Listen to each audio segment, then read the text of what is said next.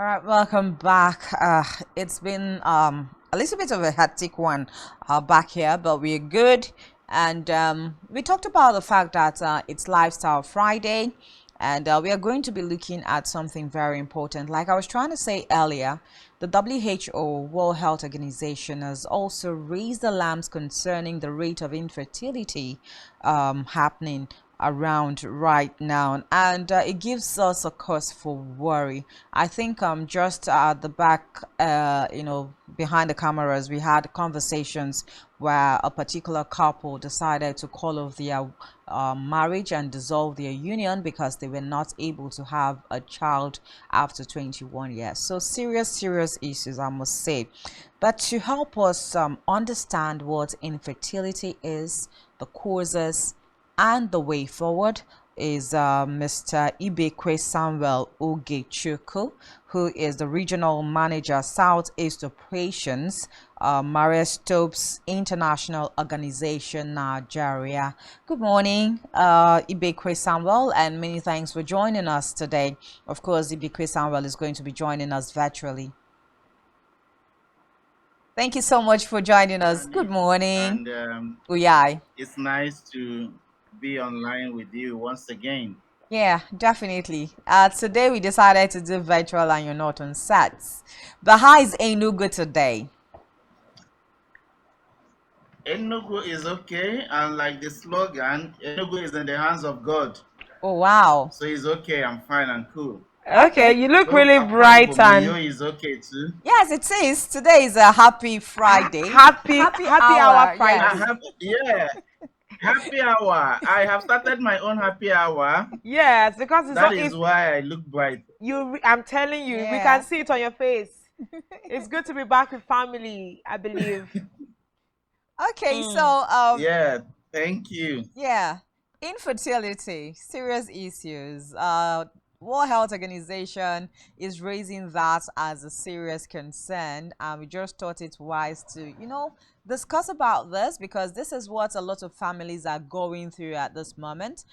Just before you came online, we're talking about a recent happening that is actually trending where a couple decided to go to court to dissolve their marriage because for the past 21 years they've been trying to get children and they cannot do that. So they decided to go their separate ways. But infertility, what is infertility? Thank you, Janice. Infertility is simply inability to conceive, inability to get pregnant. We'll be situating it with humans now. We'll not be situating it with animals or any other abstract concept. We'll be situating it with humans. Yeah, So when definitely. it has to do with humans, infertility is inability of the female partner to conceive pregnancy. What is common in some primitive cultures would be to blame the woman, that the woman is responsible for the infertility because of the highness of the man ego. The man would not like to accept responsibility or share responsibility in the causes of infertility. But the reality is infertility can affect a man, it can affect a woman, it can affect the two of them concurrently. And um, medically speaking, one cannot say this is the primary cause, this is the primary cause. It is all about if continuously having unprotected sexual intercourse for 1 year, the couple is not able to achieve pregnancy, then they can say that they have infertility issue. Hmm. Consistently having unprotected sexual intercourse for 1 whole year and they are not able to achieve pregnancy, then they can say that they have infertility a physician. But in some cases, they may not need to consult their physician and the issue may go away and they are able to conceive. But when and are not able to conceive, then they should see their physician. And in seeing the physician, what is advised is that the two of them, the male and the female, should see their physician, not just the man sitting behind, sending the wife, go and see doctor, go and be consulted. The problem is with you. Or the relatives of the man coming to heap everything on the woman, saying all sorts of things, taboo. If in the southeastern part of Nigeria, they say Obanje or Mame water spirit and all those other nonsense that are untrue. So when the case arises, the two persons should meet their physician. Okay. So there are cases where, I like that Johnny started by painting scenarios. So sometimes we have a couple who are together and over years they have not been able to conceive they themselves. But then, like in the case of the story she painted, experimenting with other partners, Yes. you realize that the man is able to impregnate another woman and the woman is able to conceive by another man. In that situation, is this still a health related issue? What might have been a problem with the same pair of people not being able to conceive together? Or maybe is it that there is All a right. situation of compatibility, among couples that would enable them, Yes. get That is children or where not I get was children. coming to. Yeah. So it could be an issue of incompatibility. Now, take note that one of the causes of infertility is inadequate level of certain hormone in both male and female. Inadequate level of certain hormones responsible for reproduction. They are inadequate in either the male or the female. Now, it is possible that it could be adequate in me, but not adequate in my partner, or adequate in my partner, but not adequate in me, resulting in inability to conceive.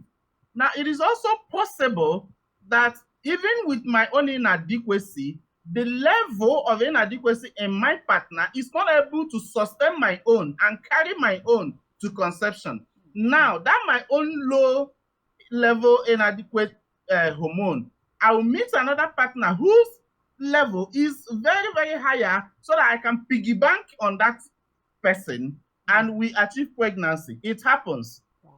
So it could be incompatibility between two partners, but should not be blamed on one partner alone. Okay. Okay. There Go is ahead. also something funny that can. There's also something funny that can happen. Let me use myself. I can have my partner with me or my wife, as the case is, and we are not able to conceive. Now I go to another woman, and the woman conceives, and I claim I'm responsible for that pregnancy, when in reality, I am not responsible for that pregnancy. And that is why in southeastern part of this country, it is said that it is only a woman who can say who is responsible for her pregnancy. So it could be to protect my ego that the other woman or even my partner will admit and accept that I'm responsible for the pregnancy, when in reality, I am not responsible for the pregnancy. Somebody else is responsible for the pregnancy because the problem lies with me. And I have not yielded myself to go for medical help. So, like like you pointed out earlier, because we have to deal side by side with myths and things we believed in time past with regards to infertility and modern technology and modern help with regards to the situation. For instance, let's do a little bit of percentaging. Who would you say usually has the most infertility related issues? Is it the women or the men that are at a higher risk of infertility related issues, if we can have a percentage? Professionally speaking, I will not accept you to box me into a corner to heap the blame on one sex. Okay. No. Okay. It is when you go for medical examination, that is when if I will call it the culprit or the person responsible or the guilty person will be established. Okay. Statistically speaking, medical journals have not brought out the statistics to say it is higher on women or it is higher on men. What you see out there in the medical journal is that in Nigeria, for instance, it is more common cases of 100,000 in Nigeria of infertility issue. And the background you laid with the WHO director, the announcement he made recently, it is 1 in every 6 person in the world. He did not say 1 in every 6 male or 1 in every 6 female. He did not go ahead to disaggregate the data based on gender. No. He made it based on a general population perspective. And we need to be careful when we talk about this percentage, trying to apportion it to one sex or the other, because infertility is both a public health issue and a social domestic issue. And especially in a third world country like Nigeria, if you are not careful how you present the facts, you will be turning the tide against a certain group of people, victimizing them when they are actually innocent of the issue. And speaking about Africa as well, it is very, very important that the male partner joins the female partner to go for medical examination, because it is possible that the problem lies with the male more than the female. Now, when you have a casual conversation with people having issues of infertility, it is always the woman that is able to speak up and speak out. And when you engage in conversation, the woman tells you, but I see my ovulation, I menstruate, I see my ovulation. And one of the requirements for a woman to be fertile is that the woman will menstruate and the woman will see her ovulation. Now, when a woman sees her ovulation, but yet is not able to conceive, then it requires that the reason for that inability to conceive should be looked at from the other side. That is, how fertile is her partner? Serious concerns, I must say. But again, let's even look at it this way now. Are there some kinds of, today is Lifestyle Friday, so are there lifestyle that we as humans, take up that could possibly lead to infertility? Either maybe the things we eat, or the some kinds of exercises we do that would actually take us to that point where we cannot conceive. Now I'm talking generally, both men and women.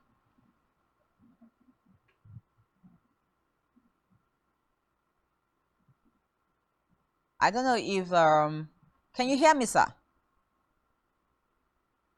Yeah, I can hear you now. Okay, fantastic. Did you get my question? I can.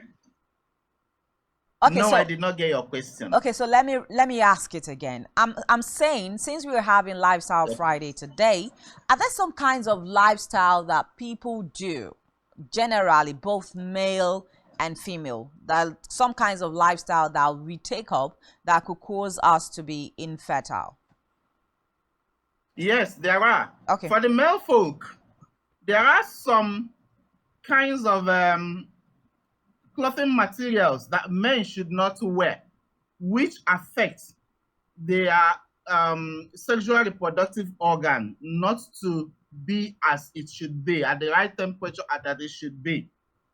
God created the male testicle, allowing it to hang out loose because it needs a lot of air. It requires some level of temperature in order to allow the reproductive cells produced there to be alive.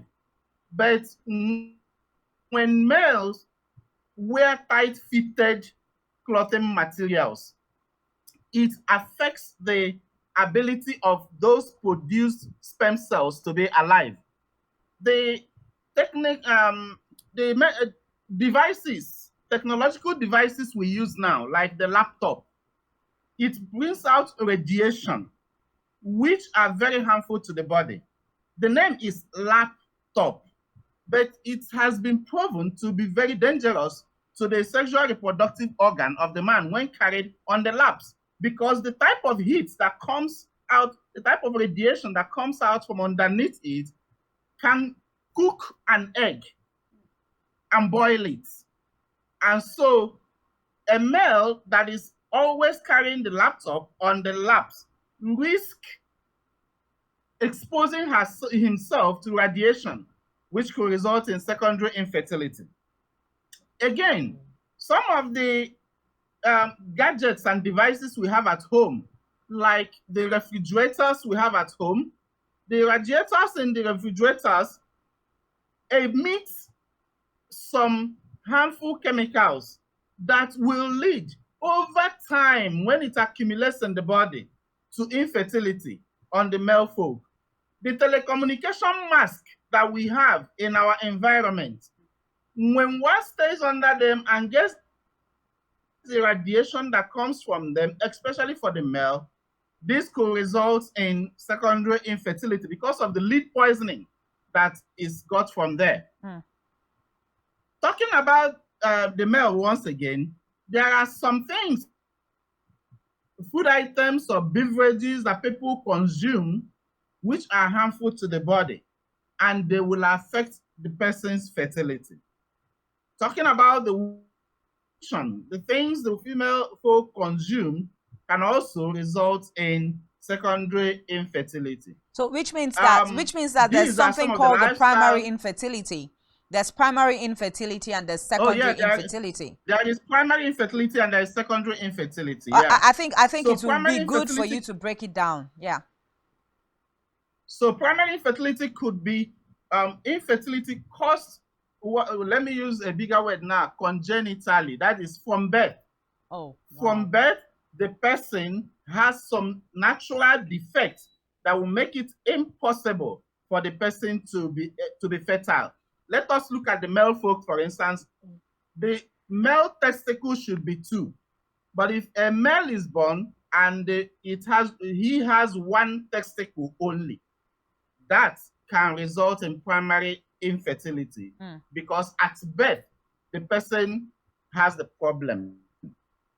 But when other external factors, when a person is born, let me use the expression, born well, with no defects, no health issues, but along the line, the lifestyle the person chooses, the habits the person lives, accidents that happen, all of these results in infertility, become secondary.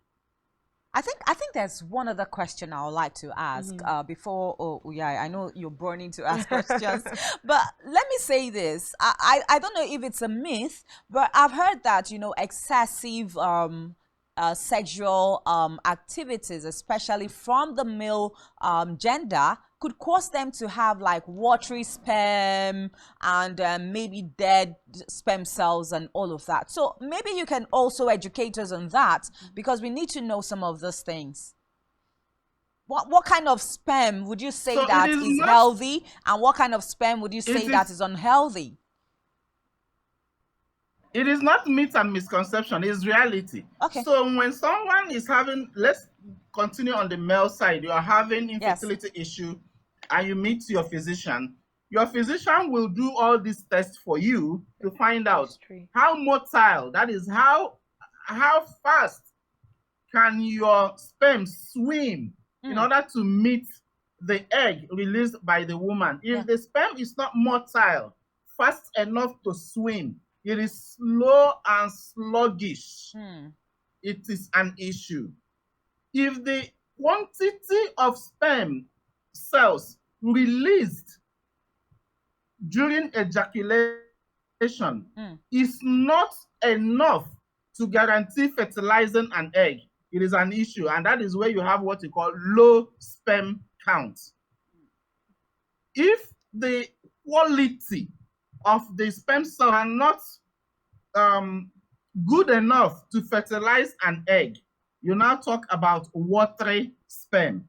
So to be the cause. Oh wow, network seems to be on the way. For the male, the physician can recommend treatments that will help the male achieve a reverse of what the condition is and be able to be fertile. So the things you mentioned are not myths and misconceptions. They are health issues that can trouble a male. Okay, so Janice also asked a question. I think it's something you've quite answered, but is the predominance of sexual activity part of the reasons why these things happen? Like they say, oh, a man's sexual history has accumulated over time. That is why he now has low sperm count or watery sperm. Is sexual activity? Not at all. This one now is a myth. That's part of the question that Janice a was man has asking. engaged in sex 1,000,000 times. Exactly. Is not responsible for infertility. Okay. In fact, the more a man has sex and eats well, healthy meal, the more the body generates or produces sperm cells.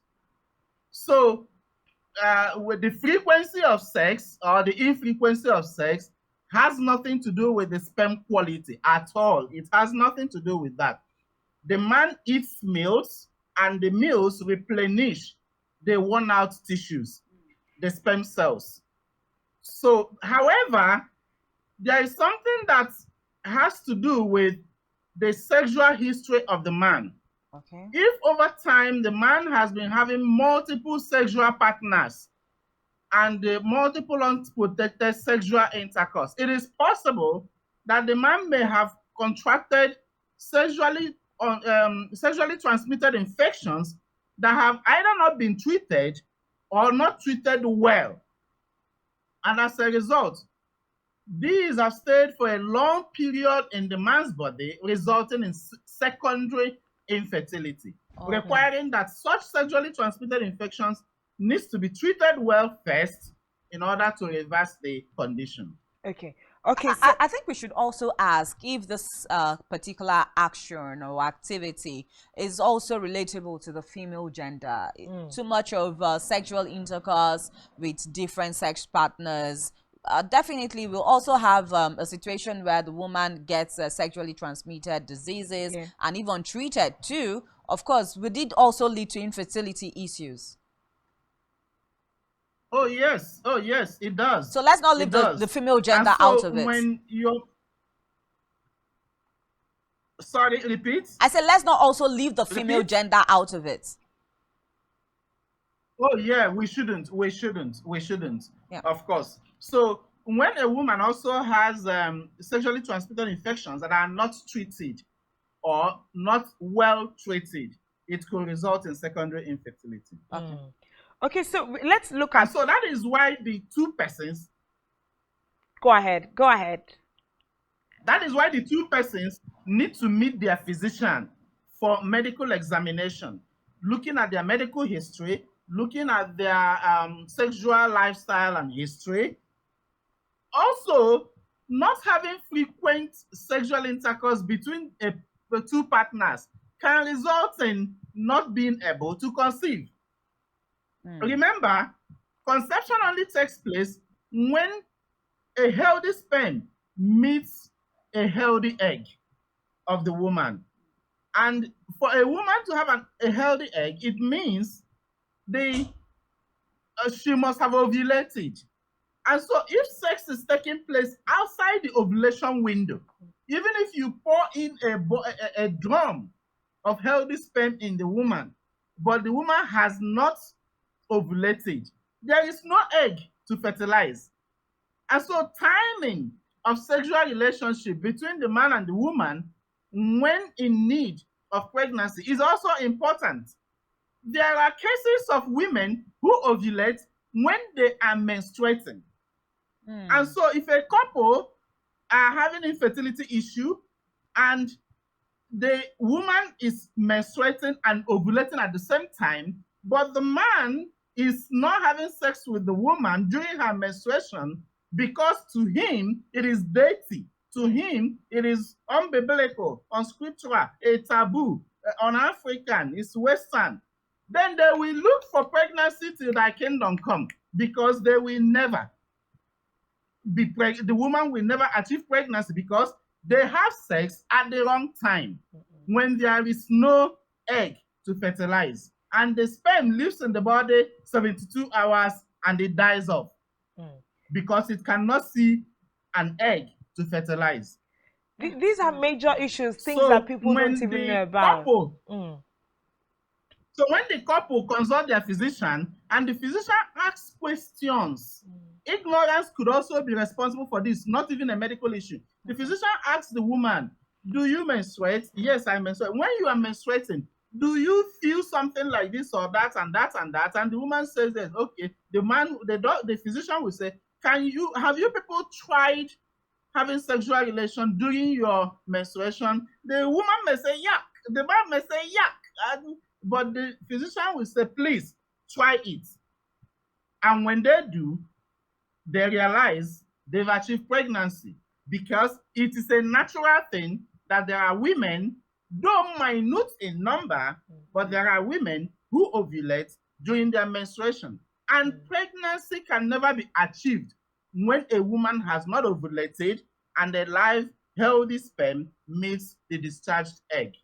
These are serious issues that you have raised. You know, a lot of myths, misconceptions, things like people don't even know. Like you talked about ignorance, which is a mighty, mighty thing. But there is a small new introduction into the sphere of infertility when we are talking about rhesus factor. You know, people having hormones and things in their bodies that fight the conception. Maybe people, they have a healthy sperm, it has met with the egg, but there's something around rhesus factor that affects fertility taking place and lasting. So can you break that down for us, how rhesus factor affects infertility? First of all, you can, you know, give us a background knowledge of what rhesus factor covers. Compatibility. Okay, so we're going back to what we referred to before as incompatibility. Okay. The rhesus factor of a thing has to do with hormones in the body being the male body being compatible with the hormones in the female body. And when those things are not compatible, can be corrected by a physician through some administrations of drugs. So since this is not a medical consultancy platform, it is better that people who are experiencing infertility issue should meet a physician, and the physician will help diagnose what could likely be the problem and then guide them. But rhesus factor is a phenomenon that can affect fertility and infertility. It's the layman language to understand rhesus factor, since we have a broad spectrum of audience, is incompatibility between the man and the woman, but it is correctable. I like that correctable. we've expounded a myriad of issues that affect, you know, infertility, what brings about it. Dr. Ibekwe, now I'm calling you Dr. Ibekwe. Is there a part of I'm Mr. Ibekwe. Yes, you know, you've talked a lot of medical related things. A doctor just came to my head last. So, are there exercises rather that actually affect, you know, fertility? I know Janice tried to ask that question earlier. We live in a very, very exercise driven community now. Everybody wants to work out, everybody wants to exercise. Are there things in our exercise routines that get in the way of fertility? Thank you. Exercise is recommended for healthy living, for overall general well-being of the health, including sexual reproductive health. Exercise is okay. Now, one should look at one's underlying health condition in choosing the type of exercise that is good for the person. You don't do because somebody else is doing, and you now engage, and you will eventually end up bringing more trouble to yourself than you wanted to solve ab initio. We've talked of some lifestyle like wearing of tight-fitted clothing materials. Boxing on its own, for instance, is an exercise. But one will not say because I have infertility issue, therefore, if I engage in boxing, if I train in boxing, it will help me to now be fertile. Impossible. So one chooses the type of exercise that fits one's body based on one's underlying health concern. Now, if a person is obese, obesity affects fertility. Obesity affects fertility, body mass index, both for the male and for the female. And as a result, if one is battling with infertility, one may need to cut down on body weight, whether the male or the female. And one of the ways to cut down on body weight is through exercise. The doctor may recommend mild aerobics, or your fitness trainer may recommend mild aerobics. Could be swimming, could be cycling, could be jogging, could be mild aerobics. And then dieting is also important. Dieting is important in order to cut down on the calories that result in being obese, so that you have room for the sperm cells to be motile, to be healthy, and to have the required quality. And then reduction in certain intakes like alcohol. If a couple are battling infertility, the male will be advised to either reduce alcohol intake or stop alcohol intake entirely during the period they are trying to conceive. These are some of the both exercise and the lifestyle changes and meals consumption tips that can help people that are struggling with infertility issue. Okay, so that's more like going into cure of infertility now. I know that you're trying to run off to somewhere also, but we've had series of instances where technology has been introduced into trying to like help couples get children, like the in vitro fertilization, which is commonly known as IVF. But are there other, we know that IVF is quite expensive. It's not everybody that can afford it. Are there other, things that we can do to help fertility in couples? Enhance fertility. Enhance fertility, yeah. Well, we hope network has not gotten in the way. This is like the most important part. Yes, we hope that we hope that network can be refreshed. Yeah. Do we still have Mr. Ibekwe? Okay, so we really need that, because that's a really big concern that you have raised in terms of it's a way out, enhancing fertility. Some people, there's also people who have problem with, you did not conceive the natural way. So so there's still also the social acceptance of some of these things. Okay, Cyberco is back, and I do hope, we don't know if, did you hear Janice's question about enhancing modalities for fertility, like the likes of IVF and the rest? Yeah, so you can rephrase the question again. I think the network is better now. Okay. You can rephrase the question again, please. Okay, so I was trying to ask, technology has come, and a lot of people are embracing technology in trying to, get pregnant as couple. So are there other ways? We are talking about IVF, in vitro fertilization, which is very expensive. And it's also on a 50-50 chances. There are people that have done IVF, but we're not successful at doing it and all of that. But are there other ways that we can, we can talk about that can actually help couple get children? All right, we're always careful to make recommendations of treatment on air. We're always inclined towards advising the listening audience to meet a trained physician who will look at their case and diagnose, because it is possible that one can listen to a program like this and run off and say, they said I should do this. When in reality, the person's underlying problem is not this solution that has been profiled that will solve the problem. So yes, in vitro fertilization is one of the medical techniques available. There are other assisted reproductive techniques available, like hormonal treatment.